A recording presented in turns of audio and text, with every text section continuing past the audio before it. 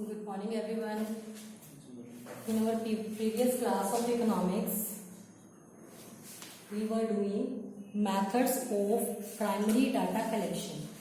So in economics we were studying about the methods of data collection, and first of all we were on methods of primary data collection. So in this, different methods are there. First was personal interviews. In personal interviews we have done three methods. First was by direct personal interviews, that means direct oral personal interviews, जिसमें respondent से जाकर direct hourly questions पूछे जाते हैं और respondent उठ के उसके रिप्लाई करता है और इन्वेस्टिगेटर उसको नोट करके अपनी इंफॉर्मेशन कलेक्ट करता है. Second was indirect oral investigation, जिसमें डायरेक्टली रिस्पोंडेंट से क्वेश्चंस ना पूछकर किसी ऐसे पर्सन से पूछा जाता है कि जो सभी रिस्पोंडेंट्स को जानता है. दैट मीन्स जैसे कि एम्प्लॉयज के बारे में जानना है तो उसके एम्प्लॉयर से पूछा जा सकता है. So third method was local sources से डाटा कलेक्ट करना. लोकल सोर्स जो कि लोकल एरियाज की लैंग्वेज से, लोकल लोगों से अच्छी तरह से फेमिलियर होता है, वो सबको जानता है, अच्छे से जानता है कि किस एरिया में क्या है, कहाँ जाना है, सब रास्तों के बारे में भी पता है. किसी पर्सन से डाटा किस मेथड से कलेक्ट किया जाए वो उसमें एक्सपर्ट होता है. तो ये हमने मेथड पढ़े थे हमने पर्सनल इन्वेस्टिगेशन मेथड के अंदर. So today I am going to tell you about information through questionnaires and schedules. अभी तक हमने जो मेथड पढ़ा it was personal interview, that means in which questions are asked from respondents and written down by the investigator. Oral पूछे जाते हैं और उससे इंफॉर्मेशन को कलेक्ट करके इन्वेस्टिगेटर नोट करता है अपनी स्टडी के लिए. लेकिन इस मेथड के थ्रू, इस मेथड में क्या होता है, सबसे पहले कुछ क्वेश्चंस का सेट बनाकर एक क्वेश्चनियर बनाया जाता है. Now the question is what is questionnaire. आप सोचेंगे कि क्वेश्चनियर क्या होता है. क्वेश्चनियर एक सेट ऑफ क्वेश्चंस होता है, बहुत सारे क्वेश्चंस का एक सेट बना लिया जाता है जो कि हमारी स्टडी से रिलेटेड होते हैं. अब उसमें कई टाइप के क्वेश्चन डाले जाते हैं.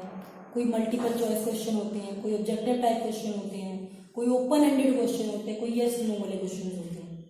जो भी हमारी स्टडी से रिलेटेड है कई टाइप के क्वेश्चंस डाल दिए जाते हैं which are relevant for our study, जिसको कि रिस्पोंडेंट्स अपनी नॉलेज के अकॉर्डिंग फिल करके देता है इन्वेस्टिगेटर को, और इन्वेस्टिगेटर उस इंफॉर्मेशन को अपनी स्टडी के लिए यूज कर लेता है. तो इन इंफॉर्मेशन थ्रू क्वेश्चनियर और शेड्यूल, इसमें आपके पास टू मेथड्स आते हैं. First one is mailing questionnaire, second is enumerators method. Mailing questionnaire जैसे कि नाम से ही क्लियर है, मेलिंग, मेल करना. रिस्पोंडेंट्स को वो भेज दिया जाता है थ्रू मेल.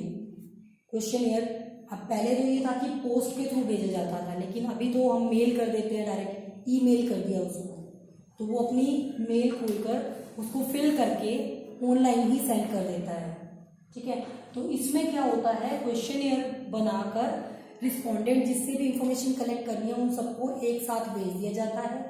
साथ में एक रिक्वेस्ट लेटर भेजी जाती है जिसमें ये लिखा जाता है कि हमारी जो स्टडी की जा रही है उसका क्या ऑब्जेक्टिव है, हम ये इंफॉर्मेशन किस ऑब्जेक्टिव से कलेक्ट कर रहे हैं, क्या उद्देश्य है उसका.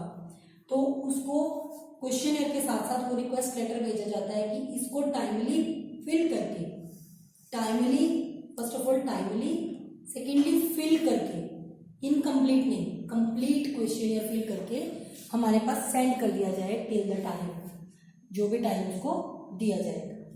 तो मेलिंग क्वेश्चनियर में मेल किया जाता है क्वेश्चन.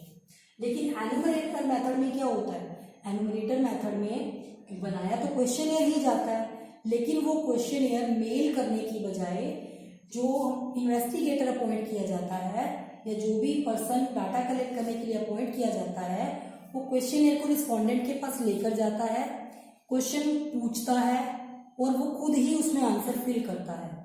तो अगर ऐसी सिचुएशन में क्वेश्चनियर बनाकर रिस्पोंडेंट से क्वेश्चन पूछकर इन्वेस्टिगेटर फिल करता है, in that case this questionnaire will be called as schedule.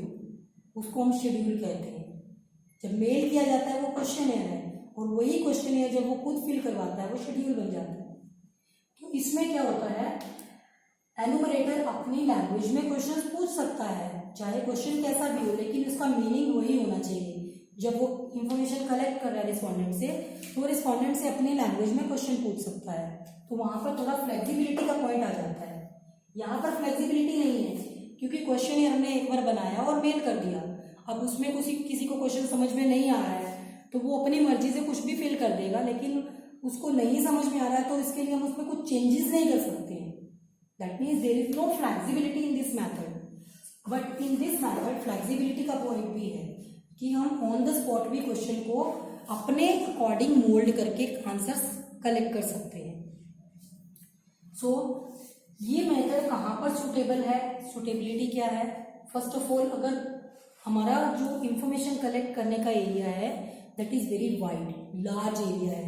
अगर लार्ज एरिया से हमें इंफॉर्मेशन कलेक्ट करनी है then questionnaire method is the best method. इसमें आप क्वेश्चनियर्स को मेल कर देते हो, आपको जाना नहीं पड़ता है, वो फिल करके आपको सेंड कर देते हैं, इंफॉर्मेशन कलेक्ट हो जाती है, तो वाइड एरिया कवर होता है। सेकेंडली, ये मेथड वहां पर सूटेबल है जहां पर जो रिस्पॉन्डेंट्स हैं, जो क्वेश्चनियर फिल करने वाले पर्सन हैं, वो एजुकेटेड हैं। अनएजुकेटेड पर्सन जिसको पता ही नहीं है कि स्टडी किस ऑब्जेक्टिव से की जा रही है, इसको कैसे फिल किया जाए, तो ये सब जो है रिस्पॉन्डेंट वही फिल कर सकते हैं जो कि एजुकेटेड है। अनएजुकेटेड पर्सन के लिए this method is not suitable. Next आता है, इस मेथड के कुछ मेरिट्स हैं और कुछ डीमेरिट्स हैं, तो वो क्या है? First is merits of this method. Merits में सबसे पहले आता है इकोनॉमिकल। इकोनॉमिकल किस पॉइंट ऑफ व्यू से है? ये मेथड इकोनॉमिकल इस पॉइंट ऑफ व्यू से कि हमें रिस्पॉन्डेंट के पास जाना नहीं पड़ता है, क्योंकि जाएंगे तो कन्वेंस व्हीकल जो भी ट्रैवलिंग एक्सपेंस है वो भी आएंगे, और बहुत सारे इन्वेस्टिगेटर्स चाहिए एक एक पर्सन से डाटा कलेक्ट करने के लिए, तो इन दैट केस इकोनॉमिकल है। सेकेंडली, ओरिजिनल डाटा कलेक्ट होता है, क्योंकि हमने जो क्वेश्चन बनाए हैं हमने अपने अकॉर्डिंग सेट किया है, उसको जो डाटा हमें चाहिए वो कलेक्ट हो जाता है। थर्ड आता है वाइड कवरेज, बहुत बड़ा एरिया कवर होता है, जैसे सुटेबिलिटी में भी मैंने बता दिया। नेक्स्ट आता है इसके डीमेरिट्स। इसके डीमेरिट्स क्या है? Lack of interest. कई बार क्या होता है, क्वेश्चनियर को फिल करने में कुछ लोगों का इंटरेस्ट नहीं होता है, वो अपने इंटरेस्ट के अकॉर्डिंग उसको फिल करते हैं। उनको अगर मन करता है तो करते हैं, नहीं तो नहीं करते हैं। कुछ फिल करके भेज देते हैं, कुछ इनकम्प्लीट भेज देते हैं, कुछ भेजते ही नहीं। ठीक है, तो it all depend on interest of the respondent.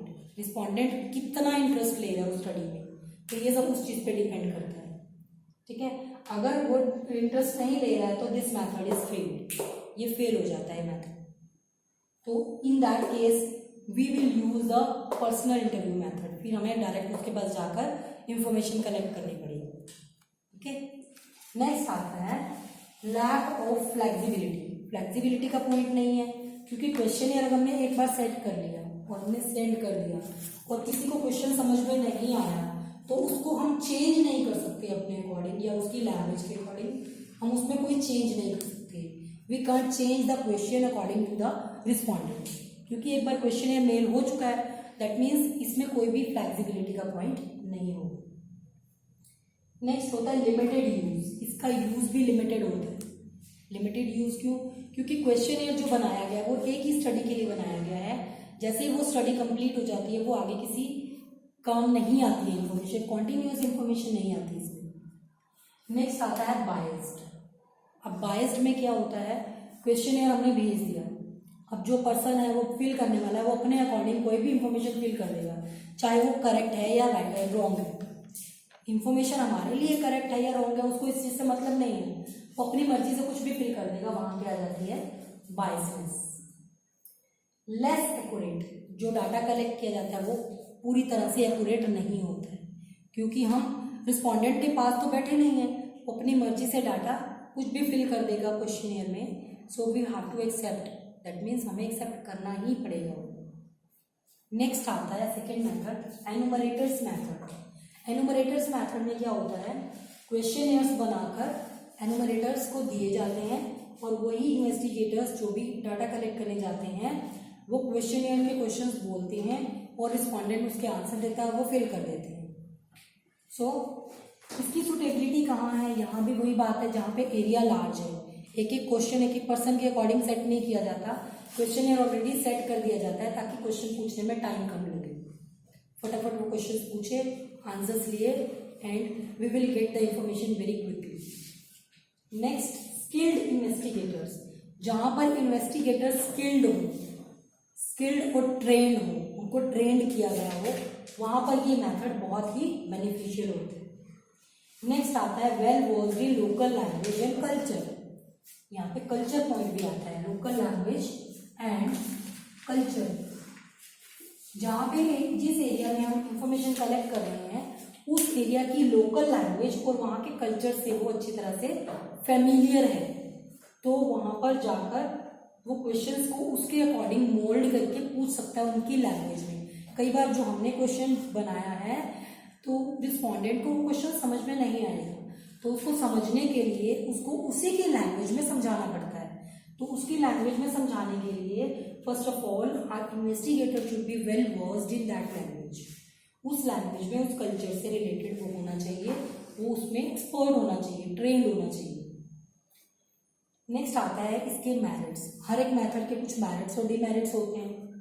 Wide coverage, similarly जैसे हमने इसमें किया वही वाइड एरिया कवरेज होती है क्वेश्चनियर में, क्योंकि क्वेश्चन पहले से सेट होते हैं और जल्दी से जल्दी इंफॉर्मेशन कलेक्ट हो जाती है, क्योंकि ऑन द स्पॉट हमें क्वेश्चन सोचने नहीं पड़ते, बनाने नहीं पड़ते। एक्यूरेसी होती है क्योंकि एनुमरेटर ट्रेंड होते हैं, वो जाकर खुद इंफॉर्मेशन कलेक्ट करते हैं। पर्सनल कांटेक्ट, इसमें रिस्पोंडेंट से फर्स्ट मेथड में हमने क्वेश्चन को मेल किया था, तो यहाँ पर पर्सनल कांटेक्ट नहीं होता, लेकिन यहाँ पर पर्सनल कांटेक्ट होता है क्योंकि जो एनुमरेटर होता है वो डायरेक्ट जाकर रिस्पोंडेंट से इंफॉर्मेशन कलेक्ट करते हैं। तो personal contact is one of the merits of this method. Next आता है इम्पार्शियलिटी। इसमें पार्शियलिटी नहीं होती क्योंकि क्वेश्चंस ऑलरेडी सेट हैं, जो क्वेश्चंस हैं वही पूछे जाएंगे और उसी के आंसर्स लिए जाएंगे, इसमें कोई पार्शियलिटी नहीं आती। नेक्स्ट आता है कंप्लीटनेस। कंप्लीटनेस का पॉइंट यहाँ कहाँ आ गया, इसका मतलब ये होता है कई बार रिस्पोंडेंट्स को समझ में नहीं आता तो वो कंप्लीट करके नहीं भेजते, ना उनका इंटरेस्ट हो। अगर उनका इंटरेस्ट हो भी तो भी कई बार उसको समझ में नहीं आता है तो वो इनकम्प्लीट ही सेंड कर देते हैं, जैसे कि इस मेथड में। लेकिन इस मेथड में एनुमरेटर जो इन्वेस्टिगेटर है वो खुद जाकर इंफॉर्मेशन रिस्पोंडेंट से कलेक्ट कर रहा है, तो इन दैट केस वो पूरा कंप्लीट करके लेके आएगा। अगर उसको नहीं समझ में आ रहा तो उसको क्वेश्चन समझा देगा कि इसका क्या मतलब है और इसका हमारी स्टडी से क्या रिलेशन है, इसका ऑब्जेक्टिव क्या है हमारी स्टडी के लिए। नेक्स्ट आता है demerits of this method. First of all this method is expensive as compare to this method. क्यों? क्योंकि उसमें हम मेल कर देते हैं, लेकिन इसमें एक एक पर्सन के पास जाना पड़ता है। सेकेंडली इसमें जो एनुमरेटर्स भेजे जाते हैं उनको पहले ट्रेंड किया जाता है, तो ट्रेनिंग का भी खर्चा आ जाता है। सेकेंडली अवेलेबिलिटी ऑफ इन्वेस्टिगेटर, कई बार हमें ऐसे इन्वेस्टिगेटर ही नहीं मिलते जिसमें इतनी स्किल हो और जो उस एरिया की लैंग्वेज और कल्चर से फेमिलियर हो, अच्छी तरह से उसमें एक्सपर्ट हो, वेल वर्स्ड। तो ऐसे इन्वेस्टिगेटर्स ढूंढना is very difficult part of this. Next आता है टाइम कंज्यूमिंग, क्योंकि एक एक पर्सन के पास जाना है तो टाइम तो लगेगा। That means this method is time consuming as compare to the previous method. Next आता है पार्शियल। अगर वो पहले से उसको जानता है तो अपनी मर्जी से उसमें ये पॉइंट अपनी मर्जी से ऐड कर देता है। ओके, सो एक पॉइंट और पेंडिंग है, fifth point, that is used by government agencies और not suitable for private agencies. ये पॉइंट आपकी बुक में भी है।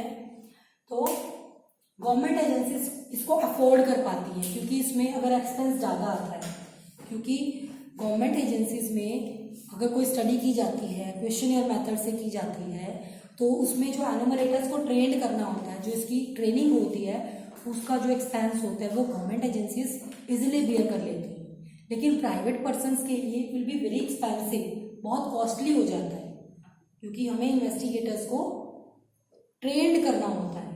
That's why this is very expensive method for the private agencies. तो प्राइवेट यूजर्स इसको कम यूज करते हैं, वो इस मेथड से ज़्यादा मेलिंग क्वेश्चनियर वाले मेथड को यूज करते हैं।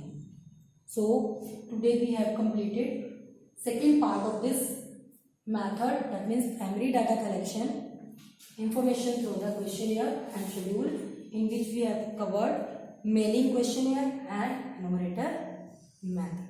So other methods will be done in the next class. Thank you.